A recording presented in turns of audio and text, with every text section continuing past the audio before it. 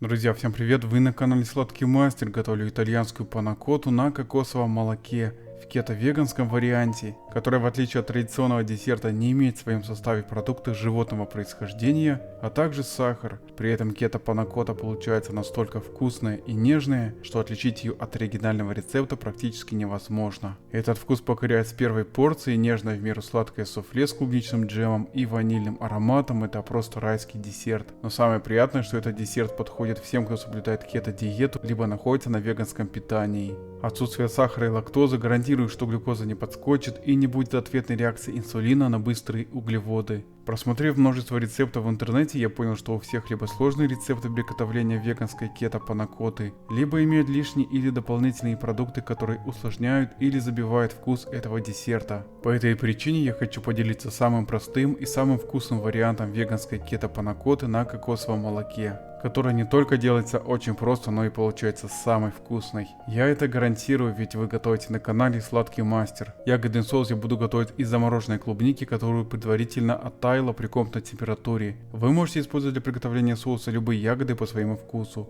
Вместо ягодного соуса можно купить готовый джем, если вы не соблюдаете кето-диету. Более подробное описание и особенности рецепта, а также мерные значения по продуктам смотрите в рекомендациях, которые я оставил по данной публикации. В сотейник с толстым дном вливаю кокосовое молоко и включаю средний огонь. Если готовите на электрической плите, тогда мощность жарочной поверхности выше средней. В эритритол добавляю агар-агар, перемешиваю недолго ложкой. В кокосовое молоко добавляю сухие ингредиенты. Друзья, всегда используйте тару с толстым дном и высокими бортами, так как при кипячении кокосовое молоко поднимается очень пышной шапкой. Помешиваю кокосовое молоко, чтобы сухие ингредиенты растворились в жидкости.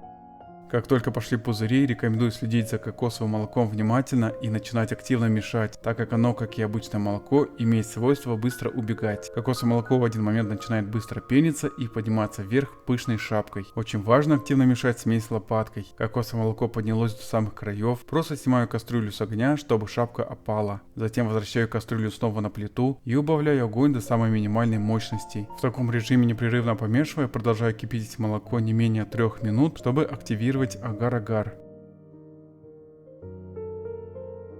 Спустя 3 минуты выключаю огонь и добавляю ванильный экстракт. Перемешиваю кокосовую смесь в течение минуты.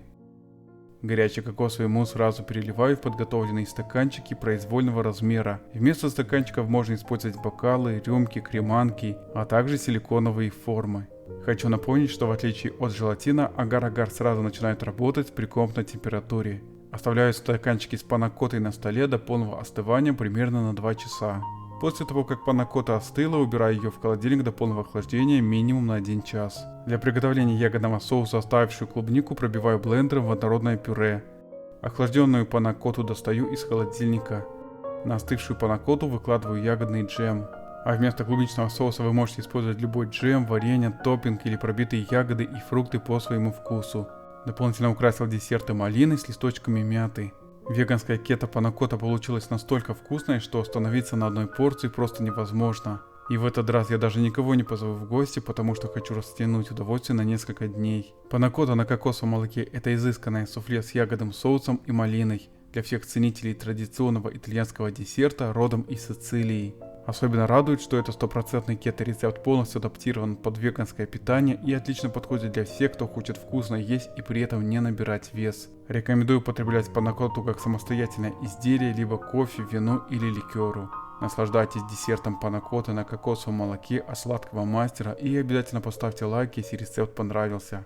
Ведь любая ваша активность значительно продвигает рейтинг канала.